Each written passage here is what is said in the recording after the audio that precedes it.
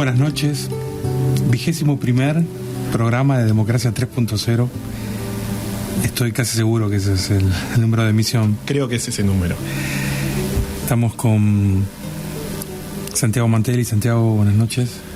Buenas noches, Gabriel. Buenas noches, audiencia. Pablo está también... Perdón, Matías está con nosotros, pero Pablo está de viaje. Así que vamos a hacer 3 para la emisión de hoy. Nos quedamos con una última duda respecto a todo el fenómeno Trump. En realidad las dudas van surgiendo a medida que van pasando los días y él va definiendo su gabinete, declarando, desdiciéndose, contradiciéndose, pero no nos interesa tanto lo que está pasando allá, sino lo que está pasando allá respecto a nosotros. Y por lo menos uno de los temas que no abordamos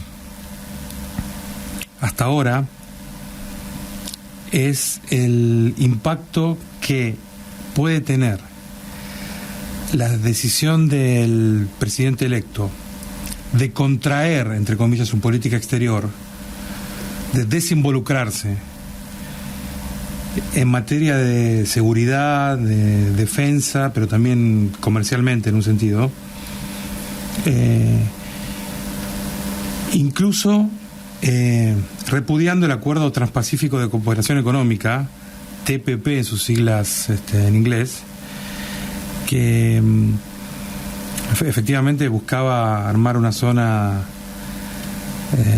de comercio revitalizada en todo lo que es el Pacífico, y que hay algunos países latinoamericanos, obviamente los que dan el Pacífico, que miraban con muchas expectativas, o por lo menos se estaban preparando para que eso hiciera verdaderamente una diferencia. Sí, incluso desde la Argentina el gobierno ha tenido más de un guiño, ¿no?, hacia esa alianza. Entonces como que también nos afecta directamente en ese sentido, hacia dónde estábamos enfocando nuestros cañones y qué es lo que nos viene, ¿no? Eso afecta más aparentemente a la estrategia del o a la estrategia del gobierno tal cual fue enunciada. No sabíamos de todas formas si era posible concretar o si era... Sí. Bueno, pero hay países como Chile, bueno, de México hablamos la semana pasada, Colombia y Perú especialmente, que van a verse radicalmente tocados por cualquier cambio en este sentido. Esta semana tuvo lugar en Lima casualmente la cumbre de la PEC. No sé si tuviste alguna información de... No, bueno, lo que trasciende en los medios habitualmente, ¿no?, que siempre son ocasiones para que se crucen los presidentes de las dos superpotencias, y bueno, que me parece que es el tema instalado, es esto: qué va a pasar con Estados Unidos y cómo va a afectar comercialmente principalmente, ¿no?, a todo el globo, a los países miembros. Bueno, lo que hablábamos la semana pasada, por ejemplo, México tiene un régimen de maquila donde el 90% o más de las exportaciones se dirigen a Estados Unidos. Entonces, si Estados Unidos tiene esa política de encerrarse comercialmente, más proteccionista, obviamente va a perjudicar a México, y así sucesivamente, porque México tiene también bastante importancia en lo que es América Central y bueno, indirectamente en la región, ¿no? Como que este efecto mariposa que se va a producir. La verdad es que desde mi humilde punto de vista personal es muy difícil saber si todo esto que se anunció durante la campaña después se va a materializar, ¿no? Sobre todo hasta incluso las cuestiones de militares, ¿no?, de la cooperación internacional, de la Asociación del Atlántico Norte, la Organización del Atlántico Norte. ¿Es posible que Estados Unidos se retire un poco? Yo creo que no, que pierda ese peso geopolítico. La verdad que no me parece consecuente con los últimos 100 años de historia, ¿no? Entonces me parece que no va a pasar, y que esas decisiones incluso trascienden a un presidente. es todo un sistema que está detrás, político, que me parece que en algún momento va a tener que decidir un poco más en frío esos temas. Y en lo comercial, bueno, esta afectación que puede sufrir la región o algunos países que son nuestros principales socios, obviamente también nos puede afectar a nosotros, y por eso es que me parece muy oportuno que tengamos estas charlas con algunos referentes internacionales para cuantificar, para conocer también qué es lo que se habla del otro lado, porque acá a veces le damos poca importancia a lo que sucede en otros países de la región. Ahora, ¿soy yo o ninguna de las perspectivas en principio parecen favorables a Argentina? Porque ya sea por el lado del Pacífico, como tampoco hay por el lado o sea, salvo los negocios de Trump en Argentina, que el mismo Trump se encargó de poner sobre la mesa, aparentemente no hay... Bueno, a mí en ese punto de vista lo que más me llama la atención, o que es un dato, es un hecho político, es que es un cambio de estrategia, porque si nosotros estábamos apuntando hacia la Alianza del Pacífico y suceden estas cosas, claramente puede ser que haya que tener un cambio de estrategia forzoso, no algo voluntario. Entonces, como bueno, ahí ya vemos un cambio tal vez de marcha que nos pueda afectar en nuestra política internacional. Por otro lado, obviamente hay cuestiones financieras, hay cuestiones, si se produce esto, si se produce una suba en las tasas, a nosotros que estamos empezando a endeudarnos internacionalmente, también nos puede encarecer un poco el acceso al crédito y al dinero, y eso puede jugar en contra de esta reactivación del consumo que estamos esperando, ¿no? Que esta semana se habló mucho de ese tema. Vamos a escuchar un tema y después nos vamos a comunicar con Perú. Sí, aprovechamos también para dar nuestras formas de comunicación, por Twitter, @democracia3_0, y por Facebook, bueno, nos buscan como Democracia 3.0 y nos van a encontrar el material de otros programas, van a encontrar algunos resúmenes, y para hoy sería interesante escuchar alguna opinión o leer alguna opinión de la audiencia, así que con confianza nos pueden escribir y nosotros lo vamos a ir levantando. Bueno, vamos a escuchar este tema cuyo título habla de por lo menos la aspiración que tenemos de tener una política exterior sin cadenas. Seguimos con nuestro programa. Estamos tratando de comunicarnos con Perú. Yo creo que nuestros debates llegaron a la Trump Tower en Nueva York y ya estamos molestando, Santiago. Sí, bueno, ya nos han cortado las líneas. Sí. Estamos tratando de comunicarnos con Perú sin éxito. Nos hemos llegado en presencia de Pablo, nos comunicamos hasta con Noruega, Estados Unidos, Brasil, etc. Hablamos con un chileno en Noruega. Sí, y va a ser muy difícil ahora que Pablo no piense que él es imprescindible. Seguramente lo está pensando en este momento. Seguramente lo está diciendo. Seguramente está tuiteando. Lo está tuiteando. Pero, bueno, la segunda parte del programa vamos a tocar un tema un poco distinto, bastante distinto. Creemos que tiene una coherencia respecto a nuestra búsqueda, aunque no con lo que proyectamos para la primera parte del programa. Vamos a tener un académico, un profesional del derecho y un filósofo del derecho para hablar del rol del abogado en la construcción democrática en términos generales. El doctor Guibur también está dando clases en este momento y está viniendo, así que salvo que en este caso, a ver, el encargado de bloquearlo sería Rudy Giuliani o el senador Sessions, que son los dos. Un escuadrón de Marines. Bueno, pero bueno, hemos logrado establecer nuestros enemigos tienen sus limitaciones. Nosotros también tenemos nuestros amigos. Tenemos, claro. Entonces vamos a probar a ver si estamos en contacto ahora con Lima, Perú. Ingeniero Villarán, ¿me escucha? Hola Gabriel, sí, te escucho perfecto, encantado de saludarte. Bueno, muchísimas gracias. Permítame que lo presente brevemente. porque usted es un amigo muy querido y una persona muy respetada, pero nos gustaría dar más detalles sobre su perfil, ingeniero. El ingeniero Villarán es egresado de la Universidad Nacional de Ingeniería de Lima y además tiene un máster en Economía de la Pontificia Universidad Católica del Perú. En este momento él es decano de la Facultad de Ingeniería de la Universidad Antonio Ruiz de Montoya. Pero tiene una rica vida pública, más allá de la academia también. Como político, economista y pensador en general. Fue ministro de Trabajo y Promoción Social durante la presidencia de Alejandro Toledo. Y también estuvo a su cargo, y ahora le vamos a pedir en un momento que nos mencione, el diseño del CEPLAN, del Centro de Planeamiento Estratégico de Perú, que es una experiencia muy interesante para tener en cuenta.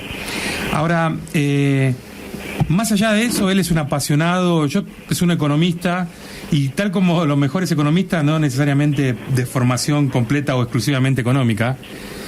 Fernando, te repito, muchas gracias por estar en contacto con nosotros. Encantado de estar contigo.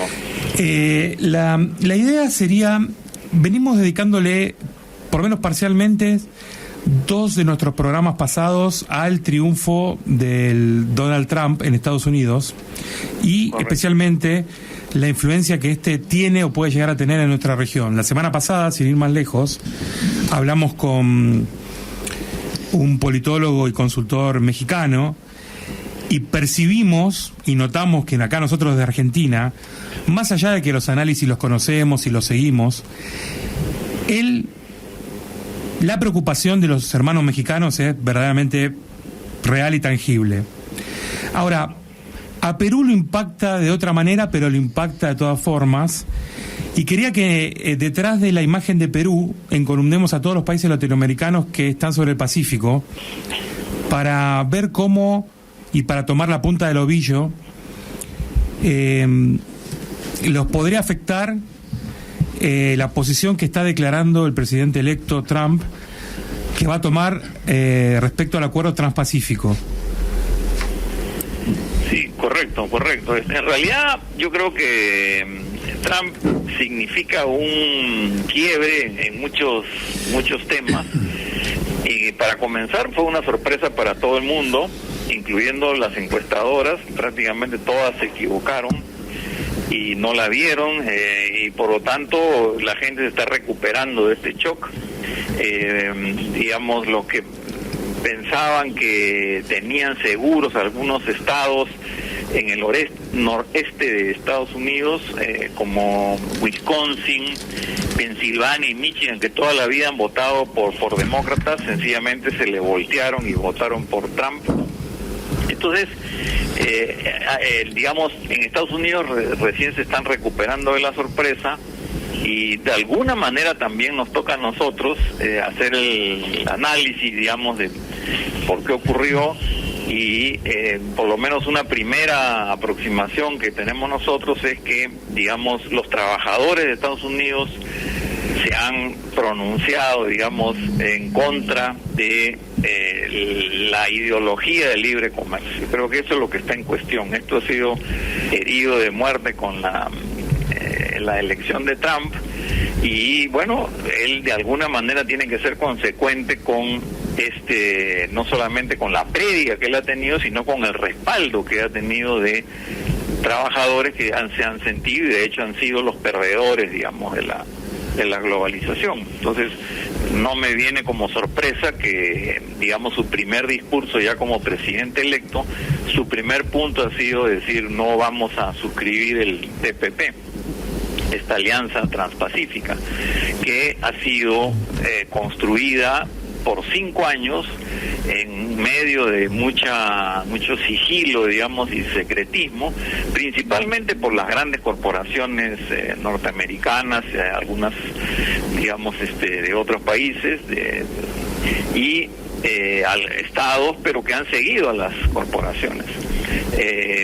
Y en el Perú, digamos, también se ha sumado a este tratado, pero hay gran oposición al interior del país, de parte, digamos, de las fuerzas de izquierda, de los sindicatos, y ellos ven con buenos ojos, digamos, que el TPP se haya eliminado.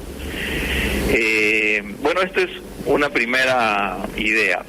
De la otra idea que quería mencionar y que ya está más cerca a tus inquietudes y tu pregunta, es que hace poco en Lima se ha dado la reunión de la APEC, ¿no? Uh-huh. En este caso la Alianza del Pacífico, alianza es Tratado de Cooperación Económica del Pacífico, APEC, en donde sí participa, a diferencia del TPP, donde sí participa China.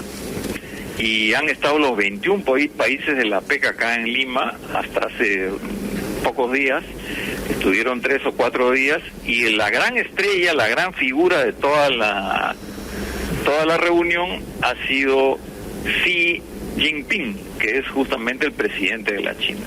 Y normalmente, los mandatarios chinos y los funcionarios chinos siempre tienen un perfil bajo en estas reuniones internacionales, pero ahora ha venido muy locuaz y ha sido, digamos, el gran propulsor del libre comercio, de la apertura económica, y ha sido el gran, digamos, promotor del mercado, ¿no? Denunciando, por supuesto, lo que está ocurriendo en Estados Unidos y denunciando en primer lugar el TPP, que no puede ocultarse que tuvo como objetivo dejar a China al lado. Entonces, todos los países que han estado en la PEC acá han reconocido ese liderazgo de China, y ya nosotros acá en el Perú ya tenemos claro de que ahora se presenta un nuevo panorama, digamos, internacional para todos los países de América Latina, y ahora ya entra a esta, digamos, dimensión que tú también me propones, que si Estados Unidos va a comenzar a cerrar, digamos, sus fronteras, si va a comenzar a poner aranceles, que si va a, digamos, disminuir el comercio con México y con otros países de América Latina, una primera reacción de todos los países de América Latina va a ser reemplazar esta demanda que viene de Estados Unidos, y el candidato más lógico es China, que además no es que recién lo vamos a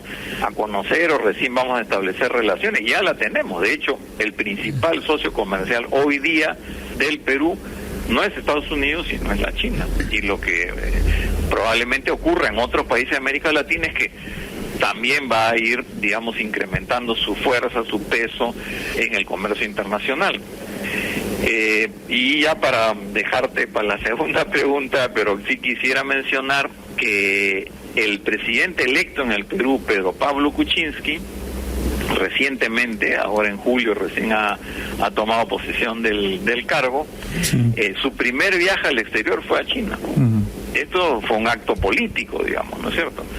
Y la propuesta que le llevó a los dirigentes chinos, se reunió también con el mismo Xi Jinping y otros jerarcas, digamos, de China, era que, muy bien, tenemos que incentivar las relaciones, el comercio, pero tenemos que cambiar los términos de esta relación. Y fue a pedirles ya no solamente comercio, no solamente inversiones, que de hecho hay muchas inversiones chinas acá en materia prima, sino inversiones en industria y en otros sectores, ¿no?, tecnológicos, digamos.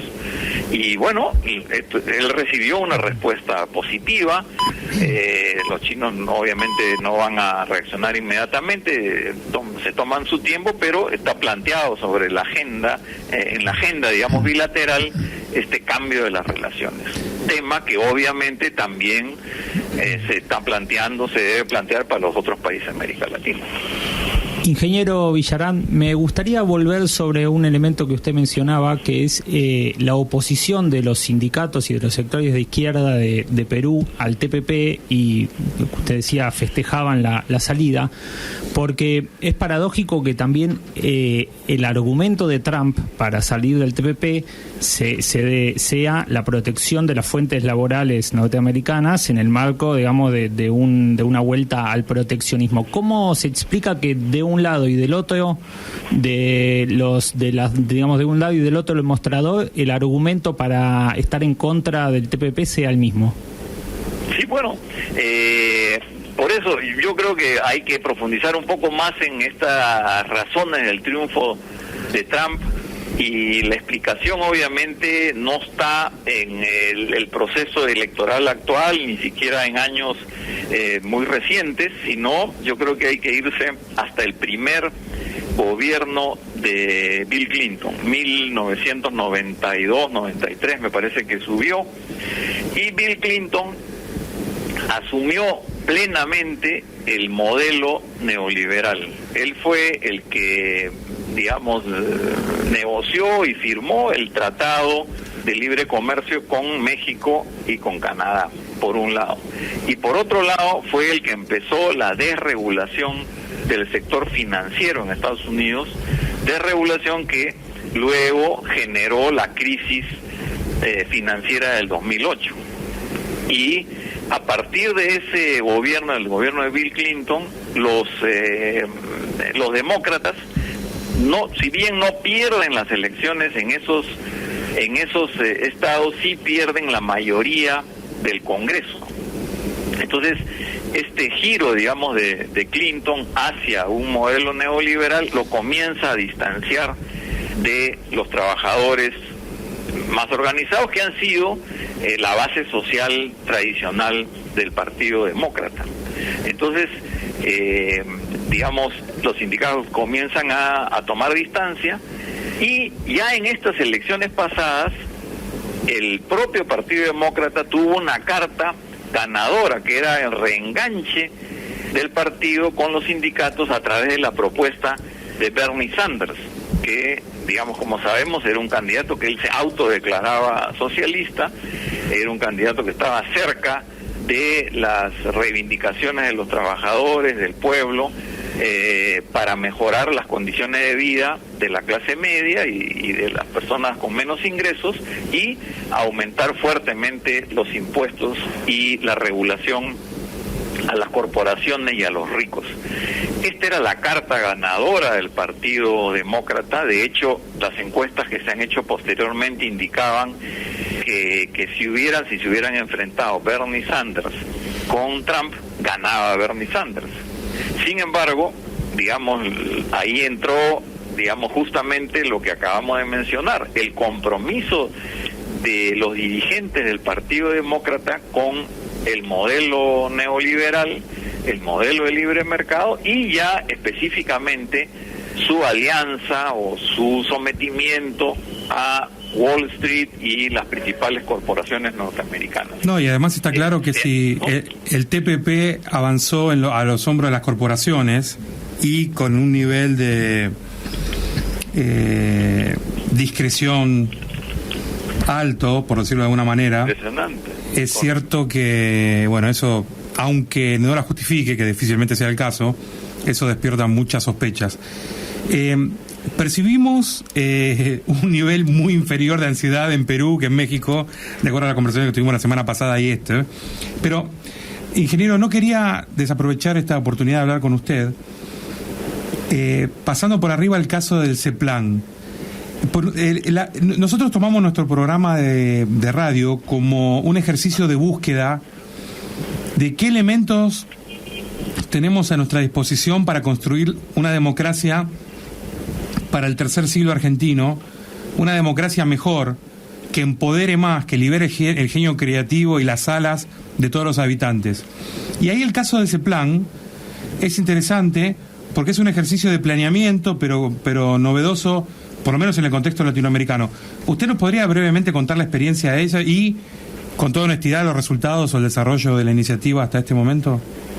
Sí, bueno, en realidad los antecedentes del CEPLAN, que es Centro Nacional de Planeamiento Estratégico, son el Acuerdo Nacional, que fue un evento, digamos, muy importante que se dio en el Perú en el año 2001 y 2002.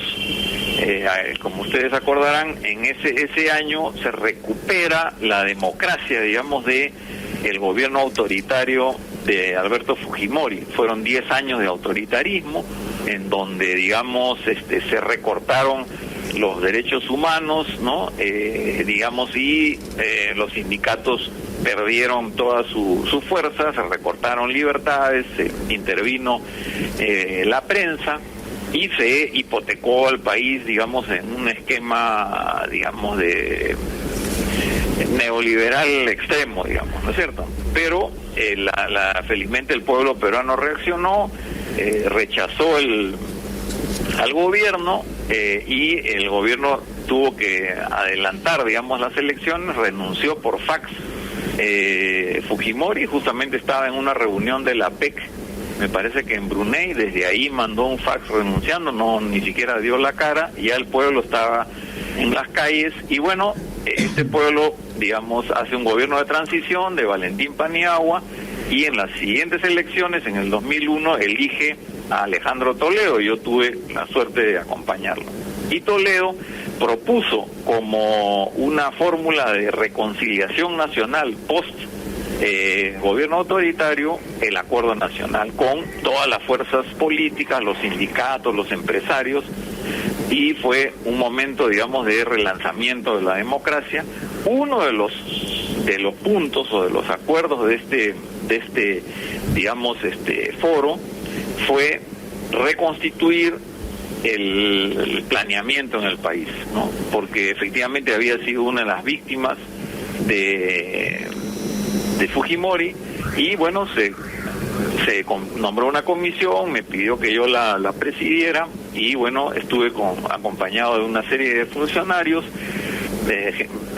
gente, digamos, representantes del sector empresarial, sindical, en fin, y sociedad civil, y logramos hacer un centro de planeamiento que, digamos, no tuvo el nivel, finalmente no consiguió el peso que nosotros hubiéramos pensado, que lo habíamos planeado al principio, pero está ahí, está funcionando, y digamos, es un lugar donde, digamos, hay una discusión sobre la visión de futuro. En realidad, la diferencia entre el planeamiento tradicional y el planeamiento estratégico es que el foco se pone en el futuro, donde queremos estar, y los ejercicios y las investigaciones más importantes se hacen, sobre el futuro.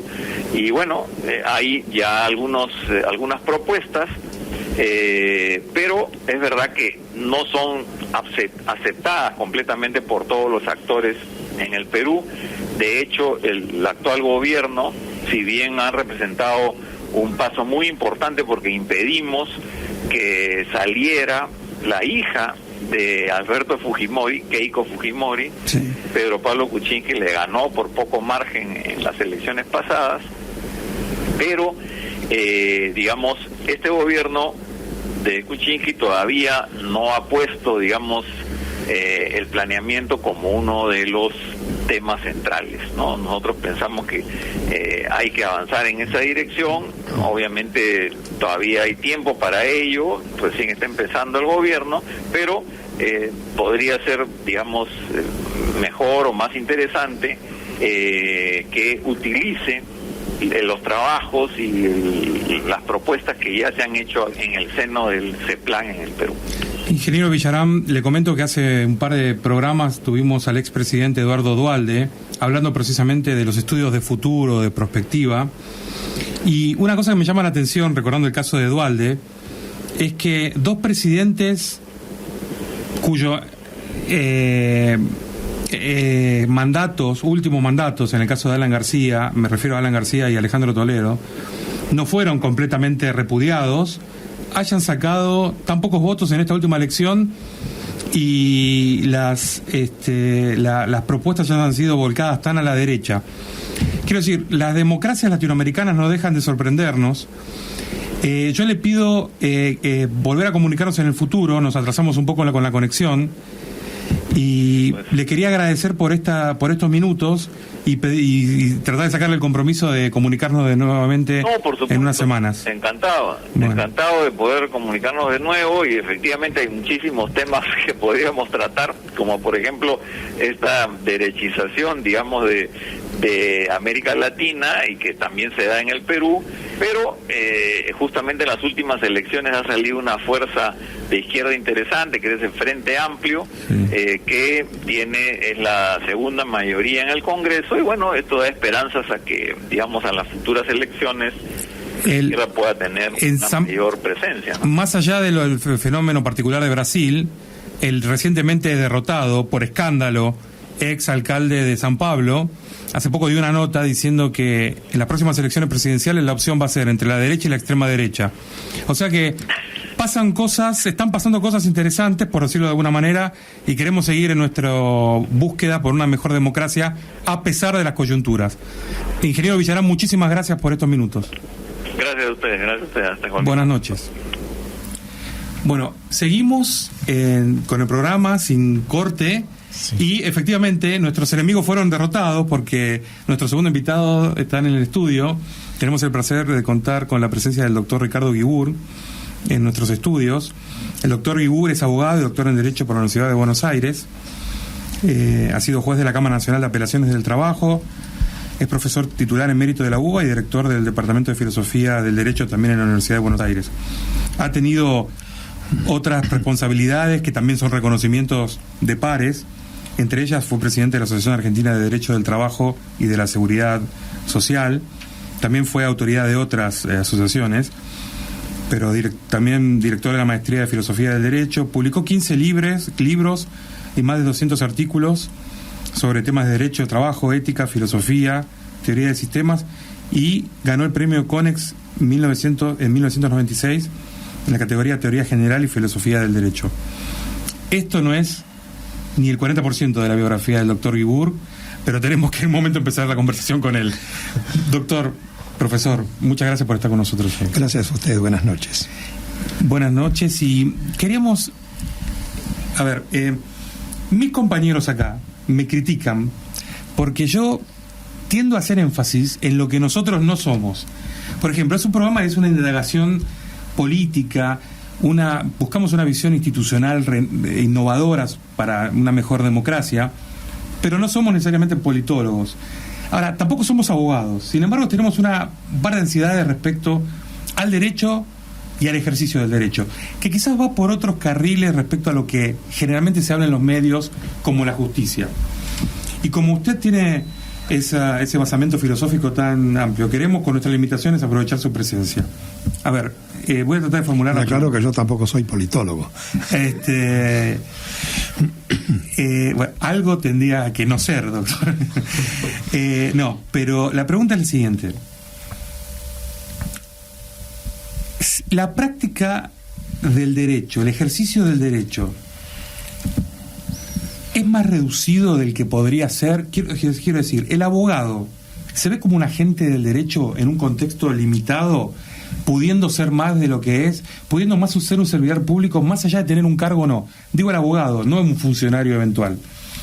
¿Por qué lo digo? Porque mi sospecha es que los abogados entran en una especie de convencimiento de que son una especie de casta jurídica, unos sumos sacerdotes del derecho, que sirven a unos bienes para la sociedad, pero desde el sistema jurídico, y no se ponen al servicio directo del ciudadano. No estoy hablando de trabajo de pro bono, estoy hablando de una generosidad mayor en el término de hacer difusa la barrera que permite que un ciudadano normal utilice el derecho como transformación.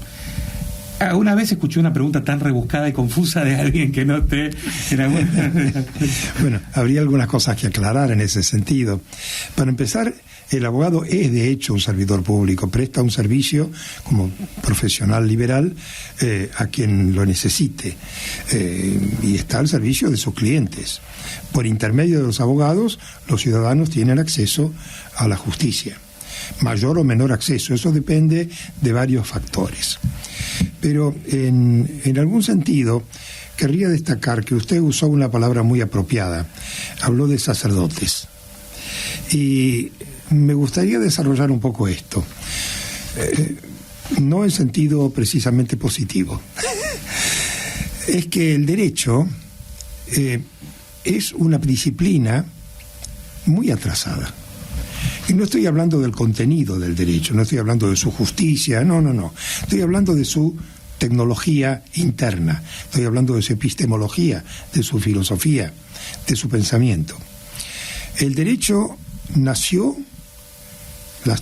digamos, el estudio del derecho o la estructura del derecho está cortada sobre el molde de la teología. Se parece mucho a las discusiones que hace 1500 años había sobre las Sagradas Escrituras. Y fíjese usted, las Sagradas Escrituras necesitan intérpretes y los cultos necesitan sacerdotes. Bueno, el derecho también tiene sus Sagradas Escrituras, que son los códigos, las constituciones, etcétera.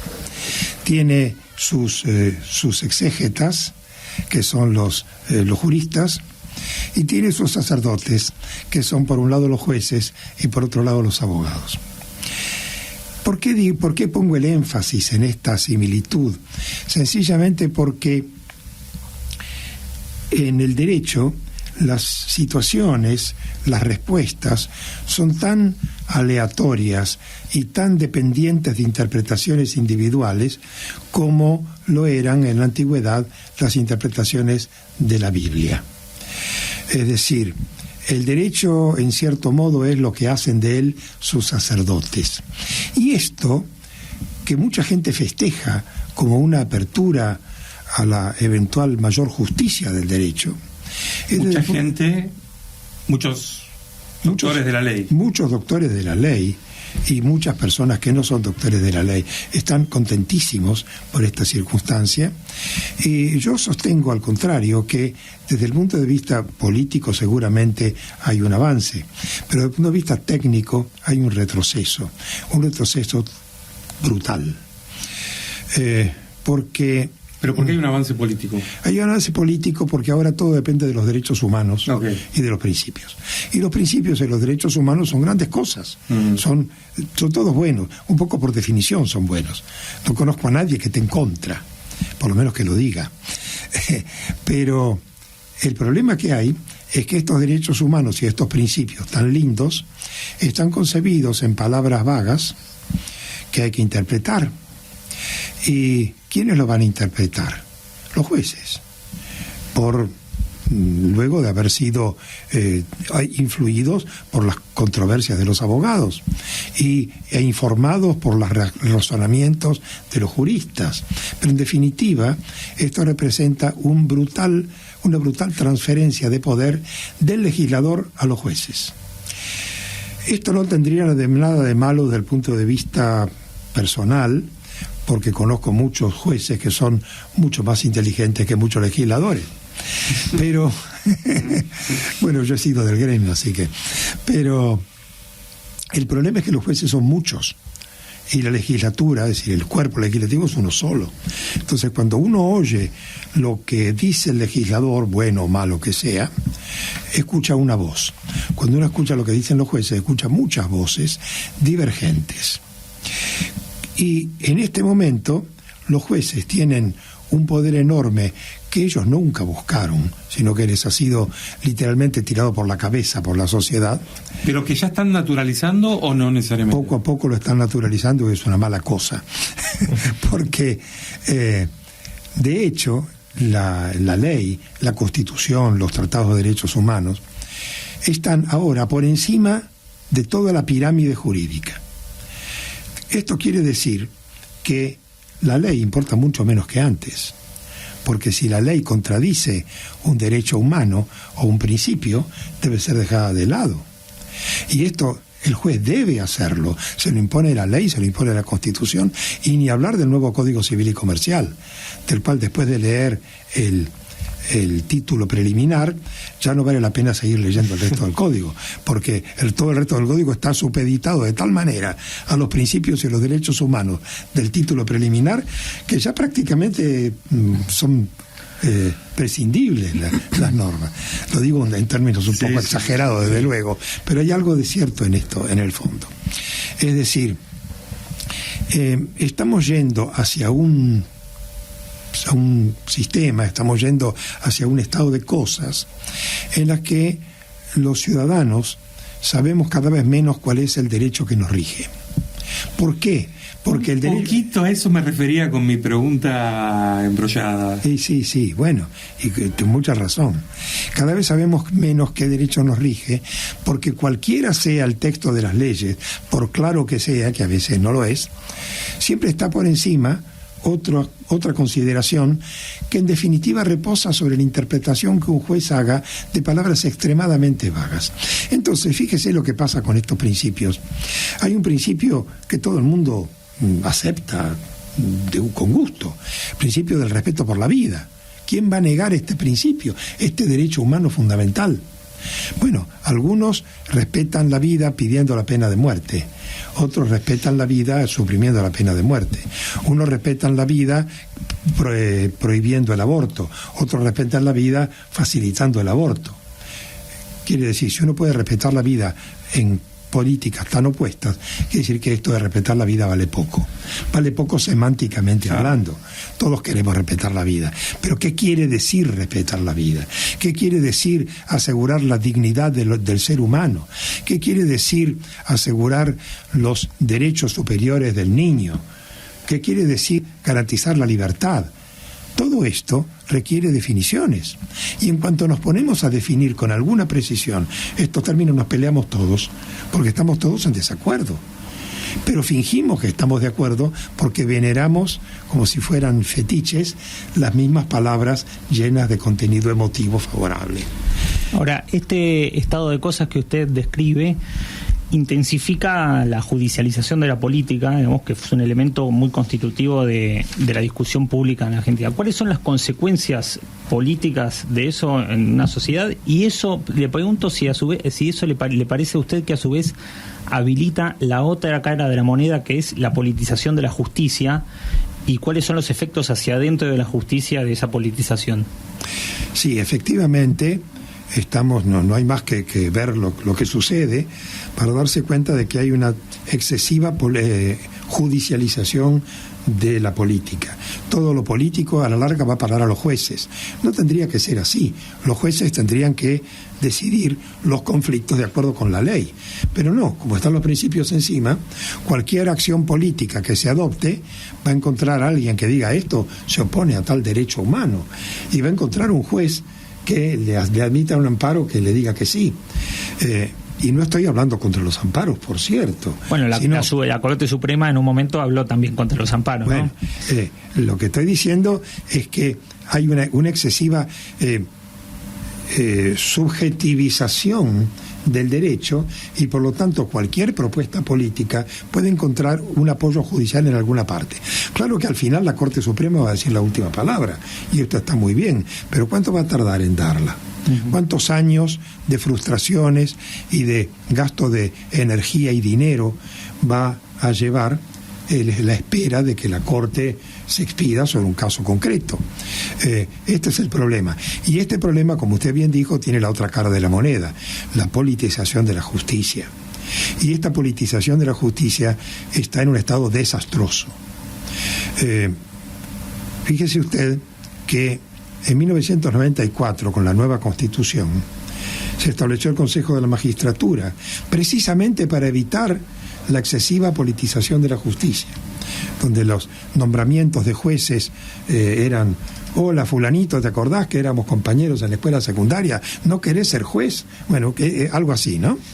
Esto era un desastre. Se llegó al caso del fiscal que no tenía título de abogado, y el hijo de la tarotista, y todas estas cosas que fueron tan divertidas si uno la viera del otro lado de la frontera. Claro. Entonces, para evitar eso se puso el Consejo de la Magistratura.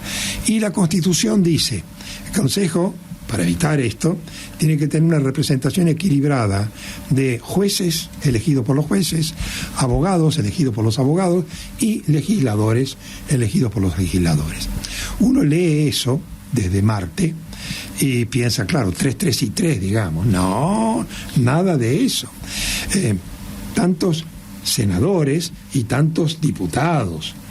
Es decir, hay una sobrerepresentación política, con lo cual se ha repolitizado la justicia, en el mismo organismo que estaba destinado a suprimir la politización de la justicia.